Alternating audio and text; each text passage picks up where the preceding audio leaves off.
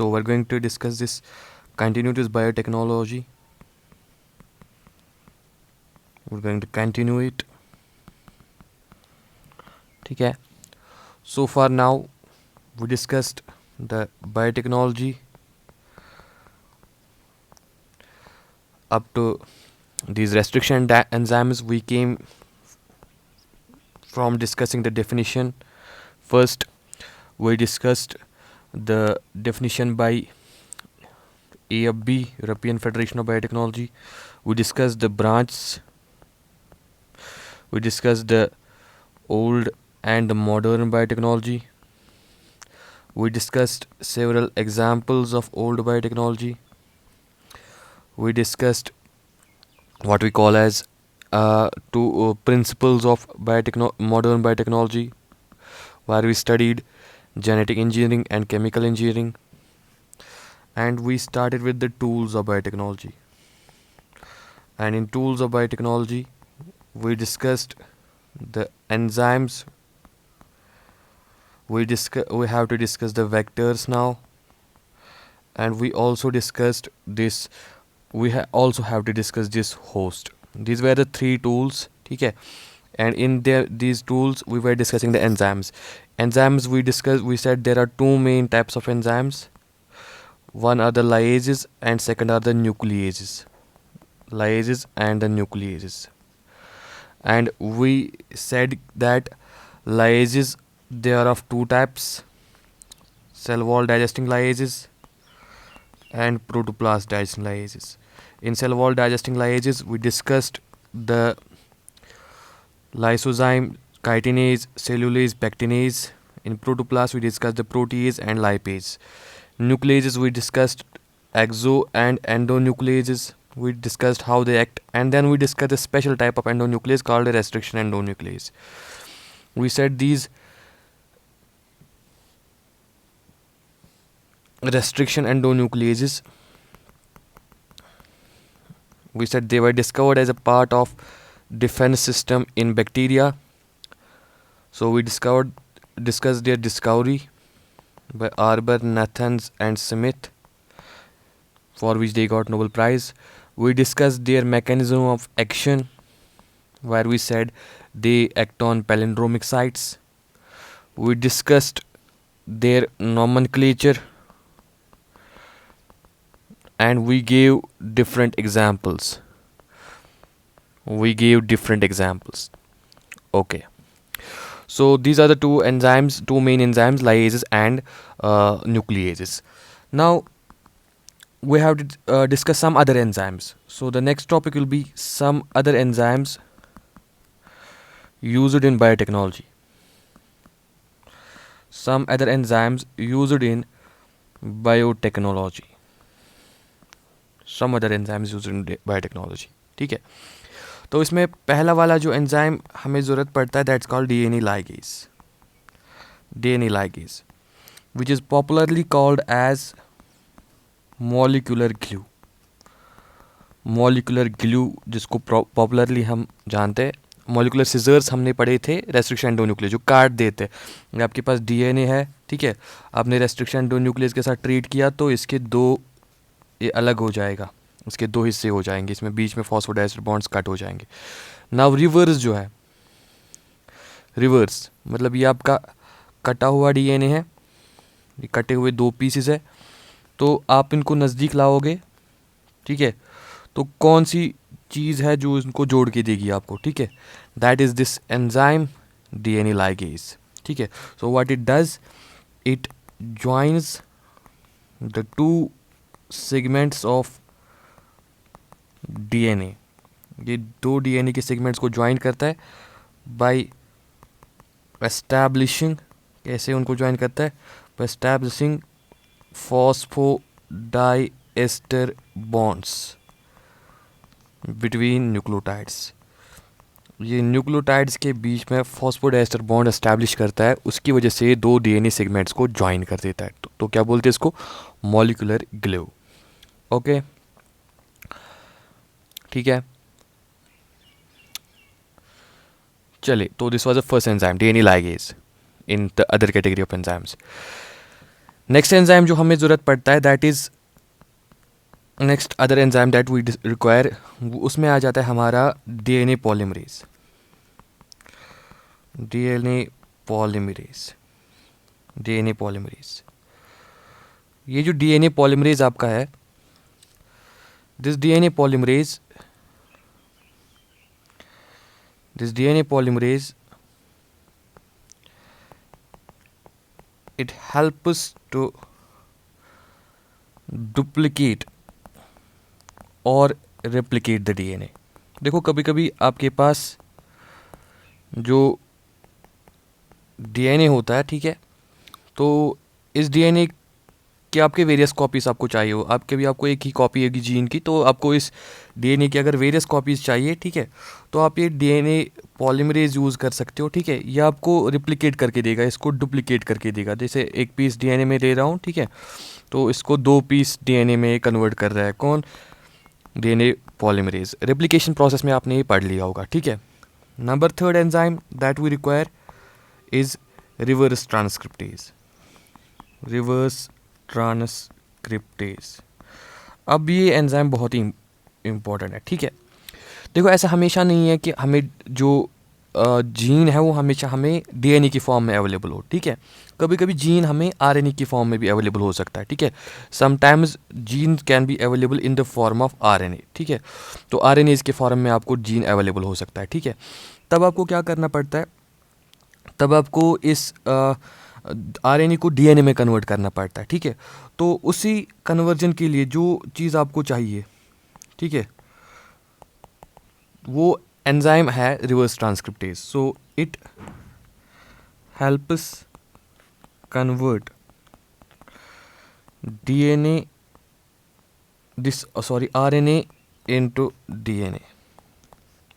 ये आरएनए को डीएनए में कन्वर्ट करके देता है। आपको ट्रांसक्रिप्शन आपने सुना होगा, ट्रांसक्रिप्शन होता है, transcription means formation of RNA from DNA. अब अगर उल्टा करेंगे, आरएनए से ही डीएनए बनाएंगे, ठीक है, that is called reverse transcription. तो उसके लिए जो एंजाइम लगेगा that will be reverse transcriptase, ठीक है। तो आप ये आपके पास आरएनए है, तो इसको मैं डीएनए में कन्वर्ट कर रहा हूँ, तो यहाँ पे आपका एंजाइम आ जाएगा रिवर्स ट्रांसक्रिप्टेज, ठीक है, that will be reverse transcriptase, ठीक है, ओके। चलिए, तो 3 एग्जाम्स हो गए जो हमने एक्स्ट्रा डिस्कस किए। हमने डीएनए लाइगेज डिस्कस कर दिया, ठीक है, हमने डीएनए पॉलीमरेज डिस्कस कर लिया और हमने रिवर्स ट्रांसक्रिप्टेज डिस्कस कर लिया, ठीक है। चलो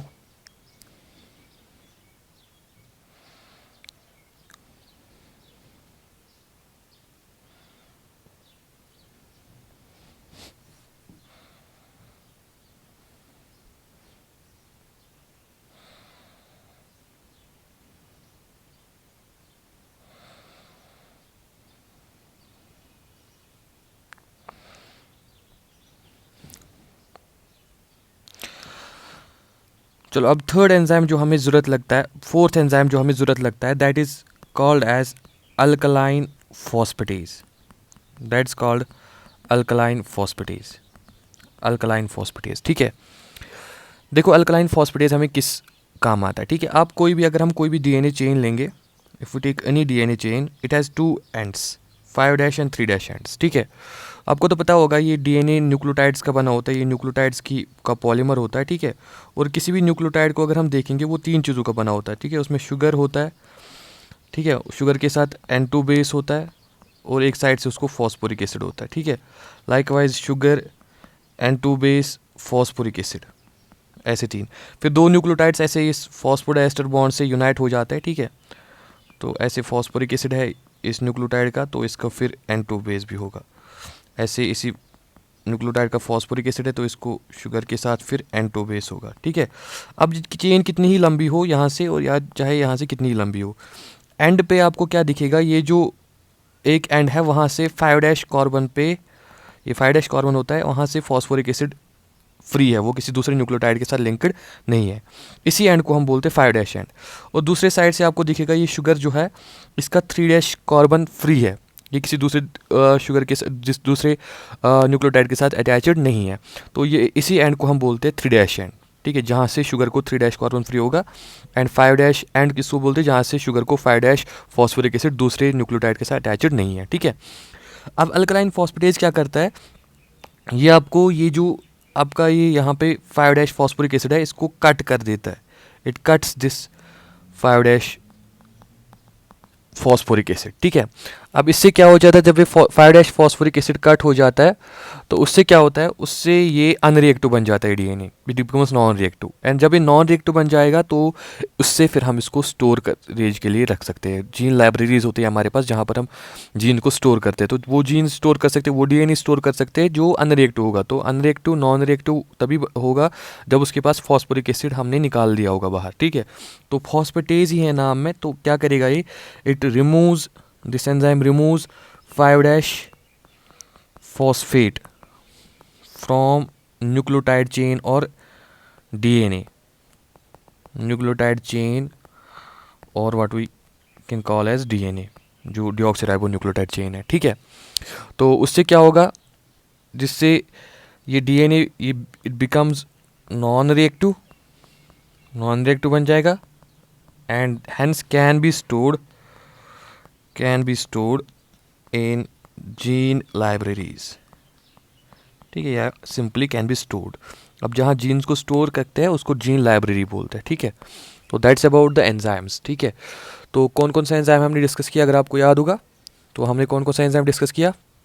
तो एक्चुअली हमने पहले लाइजेज और न्यूक्लियस डिस्कस किए, ठीक है, और हम कुछ अदर एंजाइम्स अब डिस्कस कर रहे थे। इसी में मैंने आपको बोला एक तो हमारे पास है what we call as ligase, DNA ligase, जो आपको ज्वाइन करके देता है 2 सेगमेंट्स। आपके पास है डीएनए पॉलीमरेज, ठीक है, जो आपको रेप्लिकेट करके देता है। एक उसी के अलावा आपके पास है रिवर्स ट्रांसक्रिप्टेज, जो आपको करके देता है काम इस आरएनए को कन्वर्ट करके देता है डीएनए में। आपके पास है what we call as alkaline phosphatase, जो आपको हेल्प करता है टू रिमूव द 5 फॉस्फेट या phosphoric group from the nucleotide या डीएनए चेन, ठीक है। उससे क्या हो जाता है काम, उससे वो नॉन रिएक्टिव बन जाता है, जिसकी वजह से आप फिर उसको स्टोर भी कर सकते हो अगर आपको उसी वक्त यूज़ नहीं करना होगा, ठीक है। तो दैट्स अबाउट द एंजाइम्स, ठीक है। हम टूल नंबर 2 स्टार्ट करेंगे, ठीक है, दैट इज़ द वेक्टर।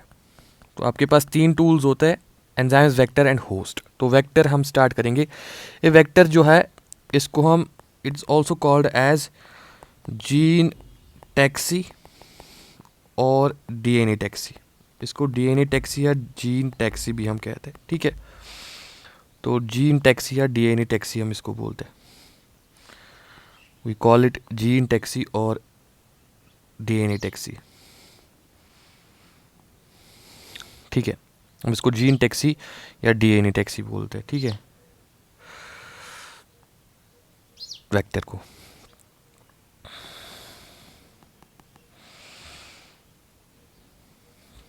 ठीक है, अब ये जो वेक्टर है ये खुद भी एक पीस ऑफ डीएनए होता है, ठीक है। It's itself a DNA molecule, ठीक है। बट इसका काम क्या होता है, which carries the gene of interest. इसको जीन ऑफ इंटरेस्ट को कैरी करना होता है from, which carry gene of interest from one organism, ठीक है, फ्रॉम वन ऑर्गेनिज्म और द डिजायर्ड ऑर्गेनिज्म, या फ्रॉम द जिस ऑर्गेनिज्म में जीन ऑफ इंटरेस्ट है, from one organism to the host organism,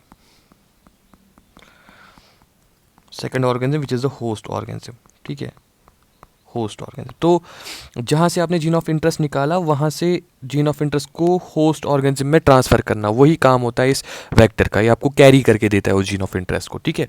तो इसको क्या कहते हैं, जीन टैक्सी। जैसे टैक्सी इंसानों को एक जगह से एक दूसरी जगह ले जाते हैं, वैसे ही ये जो वेक्टर है ये जीन्स को एक जगह से दूसरी जगह पे ले जाते हैं, ठीक है। अब मोस्ट कॉमनली यूज्ड वेक्टर्स जो है, मोस्ट कॉमनली यूज्ड वेक्टर्स जो है वो होते हैं हमारे प्लाज्मिड्स, ठीक है। आपने प्लाज्मिड्स के बारे में पढ़ा होगा, ये एक्स्ट्रा क्रोमोसोमल डीएनए सेगमेंट्स होते हैं बैक्टीरिया में, ठीक है। तो आपने पढ़ा होगा इनके बारे में। तो यही मोस्ट कॉमनली यूज़ किए जाते हैं एज वेक्टर्स, ठीक है। अब एक वेक्टर होने के लिए किसी भी डीएनए मॉलिक्यूल में 3 प्रॉपर्टीज होनी चाहिए, ठीक है। There should be 3 properties present in a DNA molecule in order to act as vector. Vector act करने के लिए इसके पास 3 प्रॉपर्टीज होने चाहिए, ठीक है। तो will start with property number 1, ठीक है। पहली प्रॉपर्टी क्या होनी चाहिए? पहली प्रॉपर्टी है ऑर आई होना चाहिए इस डीएनए मॉलिक्यूल के पास। What is ori? Ori means origin of replication. और मीन्स origin of replication, ठीक है। तो जैसे नाम से ही पता चलता है, आपने रेप्लिकेशन अगर पढ़ी होगी तो origin of replication is the site in DNA from where replication starts. From where replication starts. तो जिस साइड से रेप्लिकेशन स्टार्ट होती है, ठीक है, उस साइड को और आई बोलते हैं, ऑरिजिन ऑफ रेप्लिकेशन, ठीक है। तो ये और आई ज़रूरी होना चाहिए इसमें, इट शुड बी प्रेजेंट, ठीक है, in a DNA molecule in a vector, so that this vector is able to divide and get transferred to offspring, ठीक है। मान लो ये होस्ट ऑर्गेनिज्म है, इसमें हमने ये वेक्टर डाल दिया, ठीक है।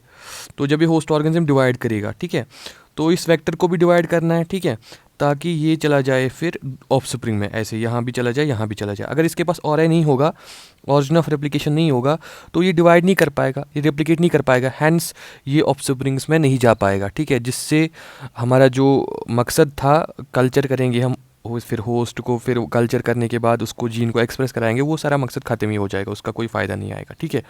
So it's a site in DNA from where replication starts and it is this vector should necessarily have और ए, बिकॉज और ए जब होगा तभी वो ऑफस्प्रिंग्स में पास हो पाएगा, तभी वो रेप्लिकेट कर पाएगा, ठीक है। तो this is number 1। Number 2 property is restriction site. Restriction site और रिकॉग्निशन साइट, रेस्ट्रिक्शन साइट और रिकॉग्निशन साइट, ठीक है। रेस्ट्रिक्शन साइट या रिकॉग्निशन साइट, ठीक है। अब ये तो पढ़ा है हमने, रेस्ट्रिक्शन साइट वो साइट होती है, it is that site where restriction endonuclease cuts the vector, endonuclease cuts the vector. तो वो साइट जहाँ पे रेस्ट्रिक्शन एंडोन्यूक्लियस वेक्टर को कट करेगा, that site is called restriction site, ठीक है। मान लो ये वेक्टर है, फॉर एग्जांपल ये प्लाज्मिड वेक्टर है, तो हमें इसमें मान लो ये रेड कलर का जीन ऑफ इंटरेस्ट इंसर्ट करना है, ठीक है। तो उसके लिए इसको कट करना पड़ेगा ना, उसके लिए इसको कट करना पड़ेगा। जब ये कट करेंगे हम इसको, तो फिर ये ओपन अप हो जाएगा, ओपन अप होने के बाद ही हम इसमें जीन ऑफ इंटरेस्ट को इंसर्ट कर देंगे, ठीक है। तो ये रेस्ट्रिक्शन साइट ज़रूरी होनी चाहिए इसमें, फिर किसी न किसी रेस्ट्रिक्शन एंडोन्यूक्लियस के लिए, ताकि हम वहाँ पे इसको कट करें और इसमें जीन ऑफ इंटरेस्ट भर दे। तो 2 प्रॉपर्टीज़ होगी, और होना चाहिए ताकि रेप्लिकेट करे, रेस्ट्रिक्शन साइट होनी चाहिए ताकि इसको हम कट कर सके और वहाँ पे अपना जो क्या बोलते हैं इसको, अपना जीन ऑफ इंटरेस्ट इंसर्ट कर दे, ठीक है। अब यहाँ पर एक चीज़ हम नोटिस करेंगे, ठीक है। अब देखो ये मान लो ये वेक्टर है एक, ठीक है। देखो मान लो एक एंजाइम E1 है, रेस्ट्रिक्शन एंडोन्यूक्लियस E1 है, ठीक है। मान लो इसकी साइट, इसकी यहाँ पे भी इसकी रेस्ट्रिक्शन साइट है, यहाँ पे भी एक रेस्ट्रिक्शन साइट है, यहाँ पे भी एक रेस्ट्रिक्शन साइट है, ठीक है। तो ये यहाँ पे भी एक्ट करेगा, ये यहाँ पे भी एक्ट करेगा और ये यहाँ पे भी एक्ट करेगा। अब जब ये तीनों जगहों पे एक्ट करेगा तो ये इस वेक्टर के 3 पीसेस बना देगा। ये एक पीस होगा, ये दूसरा पीस होगा, ये तीसरा पीस होगा, ठीक है। फिर इन तीनों पीसेस को वापस जोड़ना देने लाएगी इससे, वो बहुत ही मुश्किल हो जाएगा, बिकॉज ये पता नहीं सोल्यूशन में कहाँ कहाँ चले जाएंगे, ठीक है। तो इनका वापस रीअसेंबल होना बहुत ही मुश्किल है, ठीक है। इसलिए एक इम्पॉर्टेंट चीज़ हम नोट करेंगे, आपको समझ आ जाएगा, ठीक है। क्या करेंगे नोट? आइडियली और preferably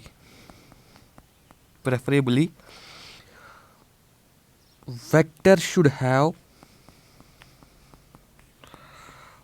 only one recognition site for one enzyme or restriction endonuclease, ठीक है।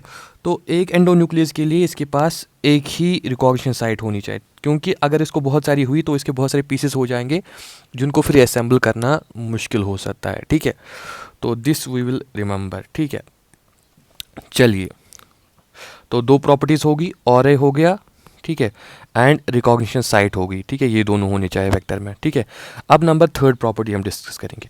Number third is selectable marker. Selectable marker, selectable marker, ठीक है, सिलेक्टेबल मार्कर। ठीक है, तो सिलेक्टेबल मार्कर ये क्या होता है? ये भी एक जीन होता है, इट्स ए जीन। ठीक है, प्रेजेंट इन द वेक्टर, ये जीन ज़रूरी वेक्टर में होना चाहिए। विच हेल्प्स, इस जीन का मकसद क्या होता है? Which helps to detect presence of vector in host. ठीक है, देखो मान लो ये वेक्टर है, ये मान लो होस्ट सेल है। जब हम इनको मिक्स करेंगे आपस में, हमें वेक्टर को ट्रांसफ़र करना, वो देखें वो कैसे ट्रांसफ़र करते हैं होस्ट सेल में। तो दो ऑप्शंस हो सकते हैं, या तो आपका वेक्टर गया होस्ट सेल में, या तो नहीं गया, नहीं गया या तो गया। ठीक है, अब कोई ना कोई चीज़ इस वेक्टर में होनी चाहिए जिससे आपको पता चलेगा, जिससे आपको पता चलेगा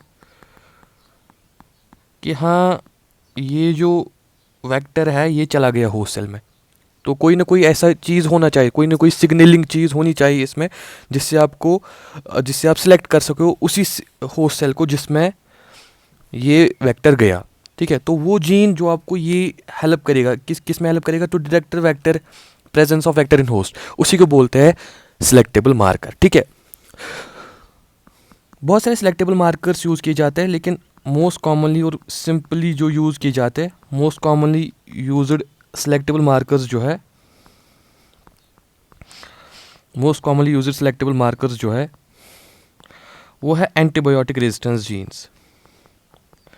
antibiotic resistance genes, antibiotic resistance genes को मोस्ट कॉमनली यूज़ किया जाता है as what we call as selectable markers. ठीक है, तो ये चीज़ आप याद रखो। अब फिर कैसे हेल्प करते हैं सिलेक्ट करने में, तो वो हम बाद में देखेंगे। फिलहाल आप याद रखोगे most common use selectable markers जो है they are antibiotic resistance genes. ठीक है, तो तीन चीज़ें अभी तक हमने डिस्कस कर ली। हमने बोला वेक्टर जो है, वेक्टर को जीन टैक्सी बोलते हैं। ठीक है, हमने बोला ये खुद भी एक डीएनए मॉलिक्यूल होता है जो कैरी करके देता है इसको जीन ऑफ इंटरेस्ट को from one organism to the host. ठीक है, हमने बोला इसमें थ्री प्रॉपर्टीज़ होनी चाहिए। ठीक है, इसमें हमने ओराई डिस्कस किया, जिसमें हमने रिकॉग्निशन साइट डिस्कस की, और जिसमें हमने सिलेक्टेबल मार्कर डिस्कस किया। ठीक है, ओके, चलिए अब एग्जाम्पल्स ऑफ वेक्टर्स हम देखेंगे। हम देखेंगे क्या कौन कौन से different types of vectors use किया जाता है। Examples of vectors. ठीक है, तो जैसे आपको पता है सबसे important example, most commonly used vectors जो है वो है प्लाज्मिड्स। तो पहली एग्जांपल रहेगी प्लाज्मिड्स। ठीक है, प्लाज्मिड्स के अलावा जो फेजेस है, बैक्टीरियोफेज, उनको भी यूज़ किया जाता है एज वेक्टर्स। ठीक है, फेज आपको पता ही होंगे, ये वो वायरस से जो बैक्टीरिया को खाता है। ठीक है, इसके अलावा जो क्या बोलते हैं उनको, कॉस्मिड्स है। कॉस्मिड्स भी एक स्पेशल टाइप्स ऑफ डीएनए होता है, इनको भी यूज़ किया जाता है एज वेक्टर्स। नंबर 4 हमारे पास होते हैं बैक्स, यानी bacterial artificial chromosomes. Bacterial artificial chromosomes, ठीक है, इनको बोलते हैं बैक्स। तो इनको भी यूज़ किया जाता है एज वेक्टर। इसके अलावा हमारे पास यीस्ट आर्टिफिशियल क्रोमोसोम्स होते हैं, जिनको यैक्स बोलते हैं, वाईएसीज। इनको भी यूज़ किया जाता है एज वेक्टर्स। अब इनको एक एक करके हमें पढ़ने की ज़रूरत नहीं है, बस हमें पता होना चाहिए क्या एग्जांपल्स है, और इनमें एसेंशियल डिफरेंस पता होनी चाहिए। देखो ये डिफ़र करते हैं, ये the mainly differ by, they mainly differ in carrying capacity. Carrying capacity, ये सारे कैरियर्स हैं ना जीन्स के, वेक्टर्स है, कैरियर्स होते हैं जीन्स के, तो वही कैरिंग कैपेसिटी में इनको डिफरेंस होता है। ठीक है, प्लाज्मिड जो हमारा है, plasmids can carry gene, they can carry a gene of 0.5 to 8 kilo base pair size. ठीक है, किलो बेस पेयर होता है 1000 बेस पेयर्स, ठीक है। एंड बेस पेयर्स क्या होते हैं, एडेनिन थाइमिन एक बेस पेयर, गुआनिन साइटोसिन दूसरा बेस पेयर, ठीक है, ऐसे।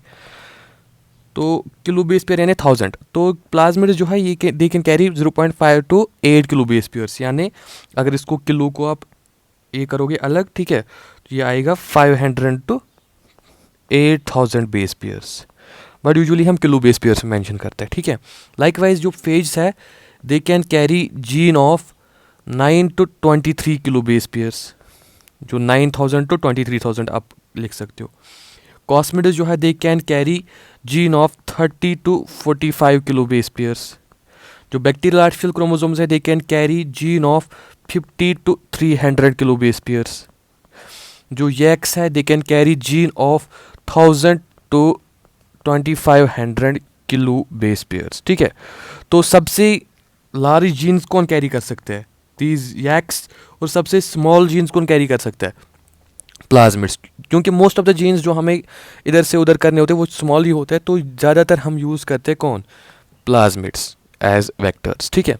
एंड आपकी बुक ने एनसीईआरटी ने मेंशन किया एक प्लाज्मिड को, एनसीईआरटी ने एग्जांपल दी एक प्लाज्मिड की, ठीक है। तो one important example of plasmid is PBr322, PBr322, ठीक है। एक इम्पॉर्टेंट एग्जाम्पल जो आपकी बुक ने दिया है, ठीक है। ये इसका नाम है इस प्लाज्मिड का PBr322, ठीक है। तो PBr322 जो है ना, इसमें ये जो नेम दिया गया है इसको, ये PBr320, इसमें आपको ध्यान रखना है, ये जो P जो है ये सिग्निफाई करता है कि ये प्लाज्मिड है, P स्टैंड्स फॉर प्लाज्मिड। जो B है इट स्टैंड्स फॉर बॉलिवर, R जो है इट स्टैंड्स फॉर रॉड्रिक्यूज, ठीक है। ये एक्चुअली दो साइंटिस्ट थे, these are the two scientists who synthesized this vector. ये सिंथेटिक वेक्टर है, सिंथेटिक प्लाज्मिड है, who synthesized this plasmid in Herbert Boyer lab. Herbert Boyer lab में इन्होंने इसको सिंथेसाइज किया at University of California. University of California में इन दो साइंटिस्ट ने इसको हर्बर्ट बोयर लैब में सिंथेसाइज किया। एंड 322 जो है ये दिखाता है order of synthesis in that lab. उस लैब में बहुत सारे प्लाज्मिड्स बनाए गए, ठीक है। ठीक, सिंथेटिक प्लाज्मिड्स होते हैं, नेचुरल प्लाज्मिड्स, ये सिंथेटिक प्लाज्मिड है, ठीक है। Order of synthesis in that lab 322 plasmid था जो उस लैब में बना, ठीक है। तो ऐसे आपकी बुक में एक डायग्राम बनाई होगी, ऐसे सर्कुलर होता है ये प्लाज्मिड, ठीक है। तो इसकी टोटल साइज इस प्लाज्मिड का होता है, यानी टोटल बेस पेयर्स अगर आप इसमें देखोगे, टोटल बेस पेयर्स में ऑलमोस्ट होते हैं, it contains almost 4361 base pairs, 4361 base pairs में टोटल होता है, ठीक है। अब अगर इसका स्ट्रक्चर देखेंगे, ठीक है, तो स्ट्रक्चर अगर इसका देखेंगे तो स्ट्रक्चर में आप अगर देखोगे इसको, ठीक है, तो आपकी बुक पे जो स्ट्रक्चर दिया है वही हम स्टडी करेंगे। ऐसे सर्कुलर है, ठीक है।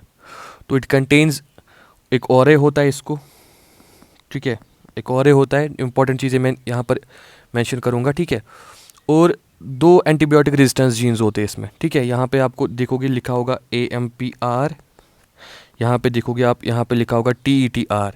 ये AMPR का मतलब होता है ampicillin resistance gene, ampicillin resistance gene. ये TETR का मतलब होता है tetracycline resistance gene, tetracycline resistance gene, ठीक है। तो दो रेजिस्टेंस जीन्स होते हैं इसमें, एम्पिसिलिन रेजिस्टेंस जीन और टेट्रासाइक्लिन रेजिस्टेंस जीन, ठीक है। और आप देखोगे डिफरेंट रिकॉग्निशन साइट्स या क्लोनिंग साइट्स में होती है, ठीक है। लाइक यहाँ पे आप एम्पिसिलिन में देखोगे, यहाँ पे एक क्लोनिंग साइट है that is called as PST1, और एक क्लोनिंग साइट इसी में होगी दैट इज PVU1, ठीक है। लाइक वाइज यहाँ पे एक क्लोनिंग साइट है दैट इज EcoR1 एंजाइम के लिए यहाँ पे है, ठीक है। लाइक वाइज यहाँ पे CLE1 के लिए, ठीक है। लाइक यहाँ पे आप देखोगे हिंड थर्ड के लिए है, ठीक है। लाइक वाइज यहाँ पे आप देखोगे BAMH1 के लिए, ठीक है। तो लाइक वाइज आप यहाँ पे देखोगे सेल 1 के लिए। आप ये बुक पे चेक कर सकते हो, ये सारी रिकॉग्निशन साइट्स है, ठीक है। यहाँ पे ये एंजाइम्स जो मैं नाम ले रहा हूँ ये एक्ट करते हैं। लाइकवाइज यहाँ पे आप देखोगे एक जीन है, दैट्स कॉल्ड आरओपी जीन, ठीक है। और इस आरओपी जीन के अंदर पीवीयू सेकेंड जो है उसके लिए रेस्ट्रिक्शन एंजाइम्स है, ठीक है। टोटल में आप देखोगे, टोटल में आप ये देखोगे इसके पास इंपॉर्टेंटली जो आपको याद रखना है, इसके पास 2 एंटीबायोटिक रेजिस्टेंस जीन्स है, 2 ARGs एंटीबायोटिक रेजिस्टेंस जीन्स, और 8 रिकॉग्निशन साइट्स है, 8 रिकॉग्निशन साइट्स। ये आपको पूछेंगे which of the following is true for PBR 322, तो आप बोलोगे 2 एंटीबायोटिक रेजिस्टेंस जीन्स है और 8 रिकॉग्निशन साइट्स है, ठीक है। So that is mentioned in your book about this plasmid PBR 322, ठीक है। तो ये हो गया वेक्टर, ठीक है। इसके बाद नेक्स्ट जो हमारा क्या बोलते हैं, नेक्स्ट जो हमारा टॉपिक है दैट इज़, या एक्चुअली टूल है, तो 3 टूल्स थे हमारे पास, एंजाइम्स, वेक्टर एंड होस्ट। तो एंजाइम्स भी हो गए, वेक्टर भी हो गया, अब हम होस्ट को डिस्कस करेंगे, ठीक है। तो होस्ट क्या होता है? Host is actually that organism, it is that organism in which gene of interest is transferred, जिसमें जीन ऑफ इंटरेस्ट को ट्रांसफ़र किया जाता है, ठीक है, in order to obtain the product corresponding to it, ठीक है, ताकि इसको कल्चर करके फिर हम प्रोडक्ट हासिल करें, ठीक है। अब कौन से होस्ट आपको याद रखना होता है, ठीक है। यूजुअली हम सिंगल सेल्ड होस्ट्स यानी यूनिसेलुलर होस्ट प्रेफर करते हैं, hosts are preferred, are use. अब क्यों यूज़ करते हैं सिंगल सेट? सिंपल सी रीज़न है, क्योंकि उनकी सिंपल बॉडी होती है, डिवीजन ऑफ लेबर कम है, एंड नंबर 2 इनमें क्या है कि ये रैपिडली ग्रो करते हैं, रैपिडली डिवाइड करते हैं, ठीक है, कम टाइम लगता है इनको डिवाइड करने में। जैसे इकोलाई जो है, फॉर एग्जांपल इकोलाई जो है उसको 20 मिनट्स लगते हैं डिवाइड करने में, डबल करने में अपना नंबर, ठीक है। तो बहुत ही जल्दी ग्रो करते हैं, इसीलिए हम इनको यूज़ करते हैं, ठीक है। तो एग्जांपल्स मैं आपको दूंगा, examples of various hosts that are used, ठीक है। तो 2 एग्जांपल्स है, एक तो E coli is one example and yeast is other example. तो most commonly used hosts are E coli and yeast. और इकोलाई जो ऐसे आपको पता ही होगा, it's a prokaryote, unicellular prokaryote, while yeast आपको पता ही होगा it's a eukaryote, unicellular eukaryote, ठीक है। तो ये हो गए हमारे सारे टूल्स ऑफ द बायोटेक्नोलॉजी। तो क्या क्या देखा आप, अगर आप फिर से रिवाइज करोगे तो हमने टूल्स में देखा एंजाइम्स, हमने वेक्टर देखा, हमने होस्ट देखा, ठीक है। एंजाइम्स में हमने लाइजेस देखे और हमने देखे व्हाट वी कॉल एज न्यूक्लियेजेस, और हमने कुछ अदर एंजाइम्स देखे, ठीक है। लाइजेस में हमने cell wall digesting lyases and protoplasm digesting, nucleases में एक्सो एंडो, अदर्स में हमने लाइगेज देखा, डीएनए पॉलीमरेज देखा, रिवर्स ट्रांसक्रिप्टेज देखा और अल्कलाइन फॉस्फेटेज देखा, ठीक है। वेक्टर हमने बोला ये एक ऐसा डीएनए होता है जिसको जीन टैक्सी बोलते हैं, जो कैरी करता है जीन ऑफ इंटरेस्ट को। और होस्ट वो ऑर्गेनिज्म है जहाँ पर हम बाद में उस जीन ऑफ इंटरेस्ट को ट्रांसफ़र करके, उसको कल्टिवेट करके उसका प्रोडक्ट ऑब्टेन करते हैं, ठीक है। तो बाकी हम नेक्स्ट लेक्चर में देखेंगे। It is